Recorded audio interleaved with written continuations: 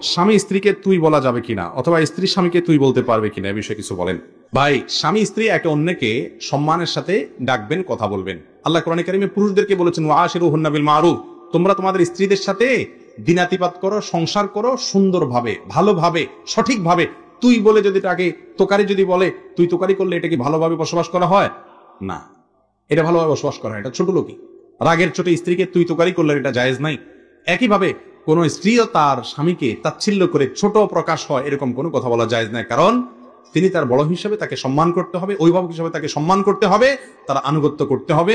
এটা আল্লাহর পক্ষ থেকে নির্ধারিত আবশ্যক বিষয়। বিধান একে অন্যকে তুই তোকারি করা, তাচ্ছিল্য ভরে কোনো কথা বলা, এটা কারোর জন্যই জায়েজ না, স্বামীর জন্য না স্ত্রীর জন্য। আল্লাহ তাআলা আমাদেরকে সব জায়গায় ভদ্র এবং ভালো মানুষ হিসেবে বসবাস করার তৌফিক দান করুন। এরপরে প্রশ্ন হলো, আমাদের তকদিরে তো আগে থেকে বিয়ে ঠিক করা আছে, তো আমরা যে একটা মেয়েকে পছন্দ করি তাকে কিভাবে পাবো? প্রশ্ন অদ্ভুত প্রশ্ন তো। মানে আল্লাহ তাআলা তো তাকদিরে আগে থেকে একটা মেয়ে ঠিক করে রাখছে, এখন বলে দিলে আমরা ওইটা তুলে নিয়ে আসি, এগুলো ব্যাপার, তাই তো? দেখেন, তাকদিরটা বিশ্বাস করার জন্য। তাকদিরটা কিসের জন্য? বিশ্বাসের জন্য। তাকদিরটা দেখে দেখে আমলের জন্য না। পার্থক্যটা একটু একটা এক্সাম্পল দিলে সহজে বুঝবেন। আপনি একজন প্রভাবশালী ব্যক্তির কাছে গেছেন, উনি এমপি সাহেব, মন্ত্রী সাহেব বা একটা বড় পদস্থ কর্মকর্তা। আপনার একটা কাজ নিয়ে গেছেন, আপনি কাজটা নিয়ে তার কাছ থেকে গেছেন, যে তার কাছ থেকে কাজটা যে আদায় করতে গেছেন, যেভাবে আদায় করা যাবে তার সব পলিসি ঠিক করছেন। উনি ঘুষখোর হলে ঘুষের বান্ডিলও নিয়ে গেছেন, কথার কথা। অথবা উনি যেভাবে গেলে, যারা দিয়ে ধরলে বললে, যেভাবে বললে খুশি হবে আপনার কাজটা করে দিবে, আপনি সেগুলো সব ঠিকঠাক মতো করে নিয়ে গেছেন।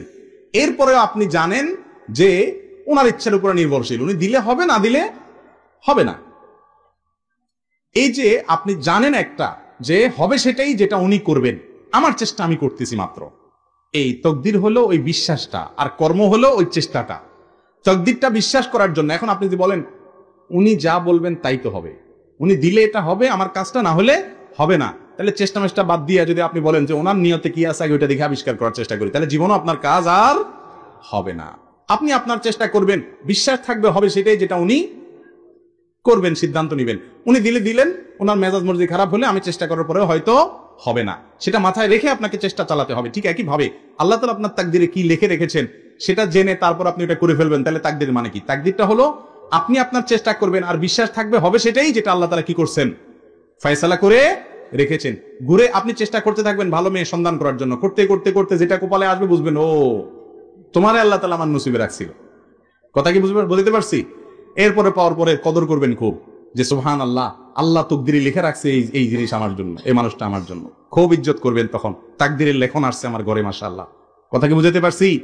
এখন আপনি পরিশ্রম না করে তাকদিরে কি আছে সেটা দেখার জন্য চেষ্টা করতেছেন। এক লোক ওই নামাজের জন্য ডাকছে, আর বলে না আল্লাহর হুকুম ছাড়া তো কিছু হয় না, আল্লাহ আমার নসিবে নামাজ রাখে না, আপনি চেষ্টা করে লাভ নাই, চলে যান। এরকম কিছু বাদর টাইপের মানুষ আছে না? তো ওই লোক আবার শার্ট টার্ট গায়ে দিয়া সকালে অফিসে যাইতেছে, চাকরি করে ডিউটি করতে যাইতেছে। তো যে লোক নামাজের দাওয়াত দিচ্ছে সে কলার ধরে বলতেছে, বেটা বয়, কই যাস? কয় কাজ যাচ্ছে। কোন কাজ যাবি? আল্লাহ তাকদিরে যা রাখছে তা খাবি, বয়, কোনো কাজ যেতে পারবি না। তো দুনিয়ার ক্ষেত্রে তো সে আনা ঠিকই বুঝে, অন্য ক্ষেত্রে বুঝে না। তো খোলাসা কথা হলো ভাই, তাকদির মানে কি? আল্লাহ তাআলা কি ফয়সালা রেখেছেন, আমি কি পাবো না পাবো, আমার কর্মের ফল কি দাঁড়াবে আল্লাহ জানেন, এটা আমার বিশ্বাস থাকবে। বিশ্বাসটা বিশ্বাসের জায়গায় থাকবে, কর্মটা কর্মের জায়গায় চলবে। কর্মটাকে বিশ্বাসের সাথে রিলেট করে, বিশ্বাসের উপর নির্ভরে কর্মটাকে থামিয়ে দেওয়া বা কর্মটাকে নির্ধারণ করার নির্দেশ আমাদেরকে করা হয় না। নবী করিম সাল্লাল্লাহু আলাইহি ওয়াসাল্লাম বলেছেন, আমালু, তোমরা তোমাদের কাজ করতে থাকো, যেটা নসিবে লেখা আছে কাজ করতে করতে তুমি সেই জায়গাতেই যাবা। কথা কি বুঝাতে পারছি? অতএব তাকদিরে কোন মেয়ে আল্লাহ লিখে রাখছে ওইটা তাকদিরে ফেরেশতার কাছ থেকে জেনে ওই কান্দরে মেয়ে উঠে নিয়ে আসবেন এরকম সিস্টেম নাই। কান্দরে না, হাত ধরে আর কি। বোন যদি মোবাইলে কারোর সাথে হারাম প্রেমের কথা বলছে এরকম সন্দেহ হয়, তাহলে রুমের ছিদ্র দিয়ে তাকাতে পারবো কিনা? প্রথমত ভাই, গুরুত্বপূর্ণ প্রশ্ন, হাসার জিনিস না। প্রথমত মানুষের ব্যক্তিগত যে প্রাইভেসি যে আছে, প্রাইভেসি, এই বিষয়গুলো ইসলামে অনেক গুরুত্বপূর্ণ। কোরআনে কারিমে আল্লাহ তাআলা বলেছেন কারো বাসায় যেতে হলে অনুমতি চাও, আসতে পারি কিনা, অনুমতি পেলে তারপর ঢুকো। আজকে আপনি স্মার্ট সাজতেছেন, ভদ্রতা সাজতেছেন, দেখাচ্ছেন 1450 বছর আগে ইসলাম এই ভদ্রতা শিখাই বসে আছে। আজকে আপনি ভদ্র সাজতেছেন যে কারোর বাসায়, কারোর অফিসে ঢুকার আগে রুমের বাইরে থেকে সালাম দাও, অনুমতি নাও। অনুমতি যদি না দেওয়া হয়, কোনো শব্দ যদি না পাও, ফিরে যাও। খবরদার অনুমতি ছাড়া কারোর কক্ষে প্রবেশ করবে। কারোর বাড়িতে উকি দেওয়া নিষেধ। গুনাহের কথা।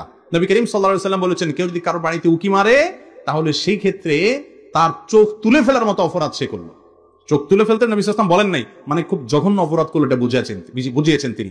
আমাদের দেশে বিশেষ করে গ্রামাঞ্চলে আমরা ছোটবেলায় দেখতাম, কোনো বাড়িতে হয়তো স্বামী স্ত্রী ঝগড়া লাগছে, তো পাশের বাড়ির মহিলা ওই বিশেষ করে যখন বেড়া ছিল, কি বলে, মুলিবাসে বেড়া ছিল, তখন আইসা ওখানে সিসি ক্যামেরা সেট করছে, ঠিক না বেঠিক? এমন ভাবে তাকায়, ওইটা মানে সিসি ক্যামেরা লাগাইছে আর কি, ঠিক না? এই কাজগুলো হারাম, গুনাহের কথা। তার বাসার ভিতরে তার ব্যক্তিগত জীবন যাপনের উপরে আপনি হস্তক্ষেপ করার অধিকার আপনার, এটা গুনাহের কথা, জায়েজ নাই ভাই। আমরা তো আজকাল এরকম অনেক জিনিস করছি। ফেসবুকে তো এই সমস্ত জিনিসগুলোর কোনো দোষ নাই। একটা গোপন ভিডিও পাইছেন কারোর, ছড়াই বেড়াচ্ছেন, সে অন্যায় করছে, আল্লাহর কাছে সে শাস্তি পাবে, তার বিচার যেন হয় সেজন্য আপনি যথাযথভাবে ব্যবস্থা গ্রহণ করতে পারেন, বিচার মুখ করতে পারেন। কিন্তু সেটা নিয়ে মজা করতেছেন, সেটা নিয়ে আপনি এনজয় করতেছেন, মানুষকে দেখিয়ে বেড়াচ্ছেন, অশ্লীলতার বিস্তার করতেছেন। এগুলোকে আমরা দোষের কিছু মনে করি না। ইমানদার প্রত্যেকটা কাজ করার আগে ভাববে যে আমার এটা কি নেকামলে পাল্লা উঠবে, নাকি আমার হাসি তামাশা আমার বদামলে পাল্লা উঠবে। আল্লাহ আমাদেরকে সেভাবে চলার তৌফিক দান করুন। এবার মূল প্রশ্নের উত্তরে আসি। আপনার বোন কোন ছেলের সাথে হারাম সম্পর্কে জড়িয়ে গেছে, ভুল পথে যাচ্ছে, আপনার মনে হচ্ছে সে বিপদ ডেকে আনছে, তাহলে তাকে আপনি মনিটর করার অধিকার আছে। কারণ সেই মনিটরিংটা তার ভালোর জন্য, সেই মনিটরিংটা তার কল্যাণের জন্য। রোগীকে যেরকম ডাক্তার তার স্বার্থের জন্য, তার কল্যাণের জন্য কাটাছেড়া করতে পারে, একই কাজ অন্য আরেকজন করতে পারে না, কারণ অন্যজন করলে এটা সন্ত্রাস হয়, আর ডাক্তার করলে সেটা চিকিৎসা হয়। আপনার বোন সে বিপথে চলে যাচ্ছে, আপনার ছেলে বিপথে চলে যাচ্ছে, এখন তার গোপন বিষয়গুলো আপনি যদি মনিটর না করেন তাহলে সে সর্বনাশ ডেকে আনবে। তাহলে তার ভালোর জন্য ট্রিটমেন্টের অংশ হিসাবে আপনি তার ব্যক্তিগত বিষয়গুলোকে নিবিড়ভাবে পর্যবেক্ষণ করার অধিকার আছে। কিন্তু যদি সেরকম কোনো সম্ভাবনা না থাকে, অহেতুক আপনি তার পিছনে লাগালাই করেন, এরকম অনেকে আছে অভিভাবকরা, অযথাই তার পিছনে লাগালাই করতেছেন, অযথাই সন্দেহ করতেছেন, কোনো সন্দেহ করার কারণ নাই, তারপরেও সেটা কিন্তু রোগ, সেটা কিন্তু ভালো কাজ না। বিশেষ করে স্বামী স্ত্রীর ক্ষেত্রে এই সমস্যাটা অনেক বেশি হয়। স্বামী যখন স্ত্রী মোবাইল ঘাটাঘাটি করে, মনে করে আল্লাহ জানে কার সাথে চ্যাট করতেছে। আবার যখন স্বামী ঘাটাঘাটি করতেছে, বউয়ের চিন্তা করে আল্লাহ জানে কার সাথে জানে চ্যাট করতেছে। এই অযথা সংশয় সন্দেহের কারণে দেখা যায় পাসওয়ার্ড নেওয়ার উদ্ধার করার চেষ্টা করে, ঘুমায় গেলে আপনার পাসওয়ার্ড উদ্ধার করার চেষ্টা করে। এই জিনিসগুলো কখনো ভালো জিনিস না। পারস্পরিক বিশ্বাস রাখতে হবে। হ্যাঁ, একান্ত যদি প্রমাণ পেয়ে যান, আপনার কাছে জোরালো সম্ভাবনা তৈরি হয়, বিভিন্ন করিনা আলামত পেয়ে যান, তাহলে এবার মনিটরিং করতে পারেন। তার কল্যাণের আশায় স্পাইগিরি করার উদ্দেশ্যে করা যাবে না।